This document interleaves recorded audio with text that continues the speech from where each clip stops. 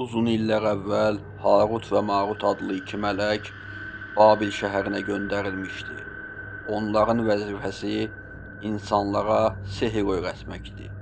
Lakin sehir öyrənmək istəyənlərə bunu öyrətməzdən əvvəl bu biliklərin əvəzinin cəhənnəm olduğunu açıq şəkildə söyləmədən heç kimə sehir öyrətmirdilər. Harut və Marut haqqında bu hekayə Quranda belə izah olunur. İnsanlara sehir öyrədirdilər. Babil şəhərində Harut və Marut adlı iki mələyə nazil olunan şeyləri öyrədirdilər. Halbuki o iki mələk biz yalnız bir sınaq üçün göndərilmişik.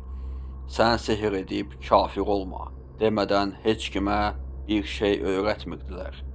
İnsanlar onlardan ər-arvad arasını ayıracaq şeyləri öyrənirdilər.